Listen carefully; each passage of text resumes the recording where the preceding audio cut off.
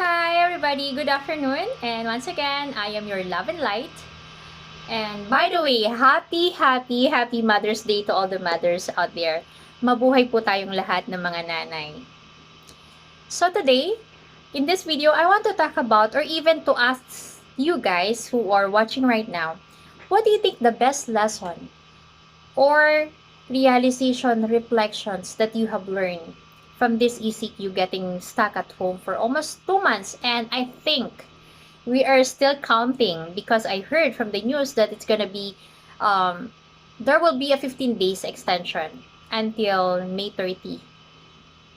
So it's kind of depressing if you may think, but let's just believe na the government is doing the best thing to prevent the virus from spreading. So anyway, ano nga ba yung mga realizations na natutunan natin during this ECQ? Do you even ask yourself, is there anything that I need to learn from this experience? Or maybe to ask God, is there anything that I need to really learn from what's happening right now?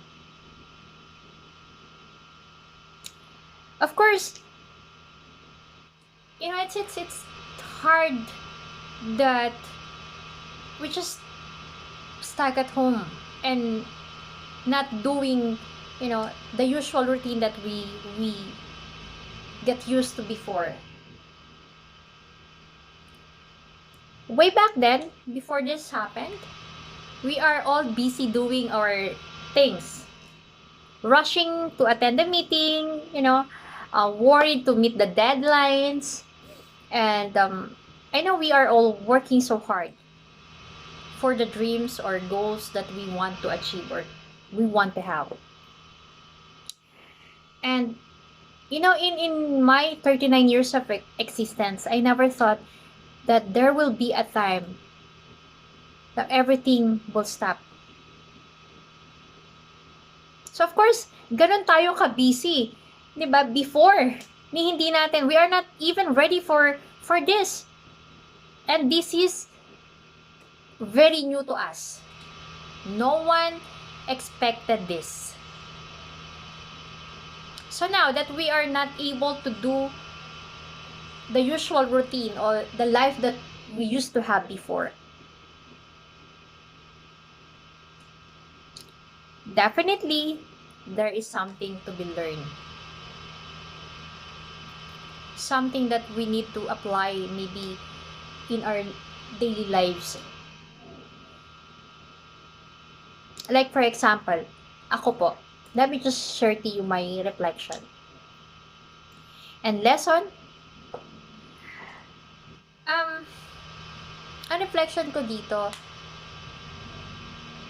we cannot live or we cannot continue living our life without God. We need to put God in the center of our life. Not only of our relationship with our partners, but definitely at the center in our lives.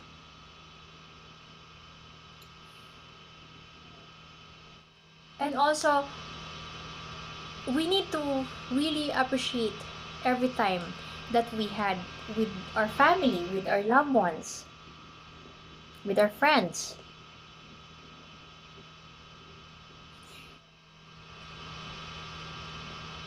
Second or third, you need to be the best version of yourself. Make the most of everything that you have right now.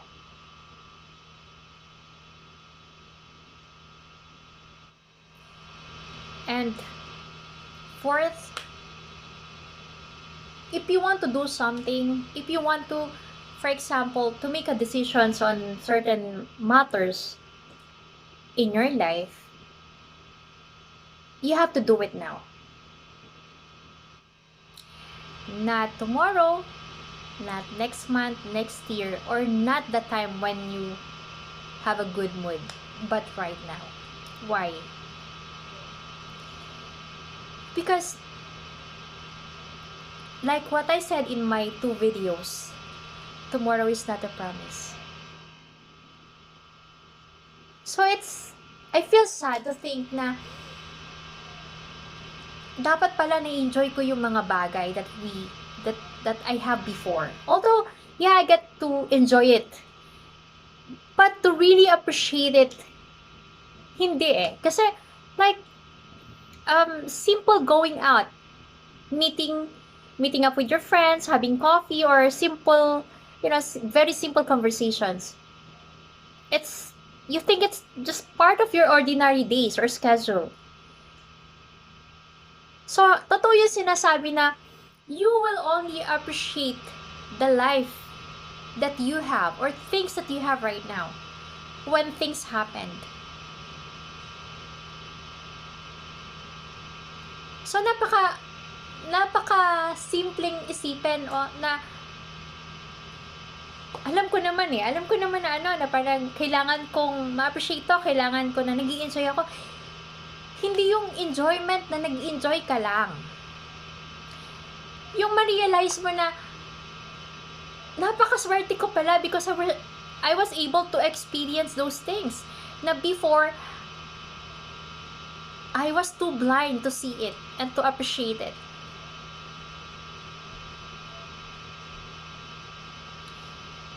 Way back then, di ba, all we can focus and think about is tomorrow.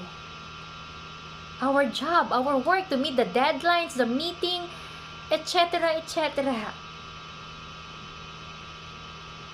And we tend to forget that we need to seek God first, above all.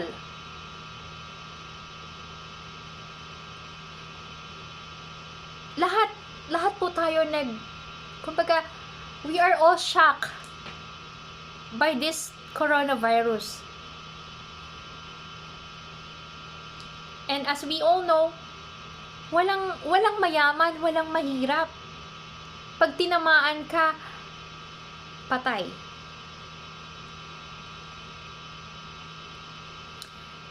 So, I ask God, Lord, thank you for my life now. Thank you for sparing my life. And use me to do good. To be the best example that you are really alive. That you are there for us. That you know exactly what to do.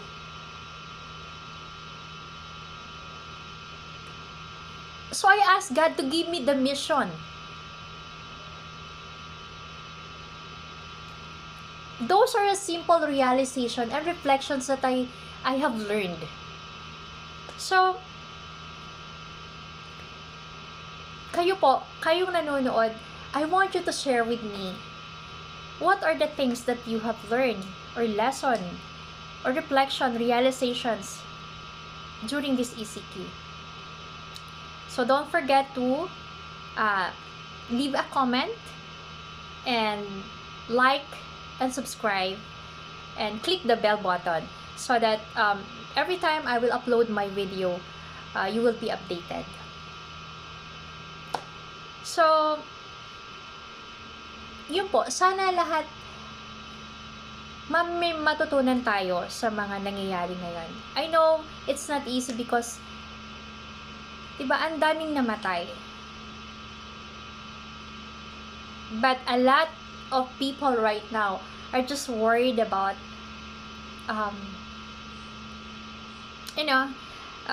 where to find food or kung may kakainin ka tomorrow, mamaya, and getting upset because you were not able to receive a money from the shop or a lot of reasons.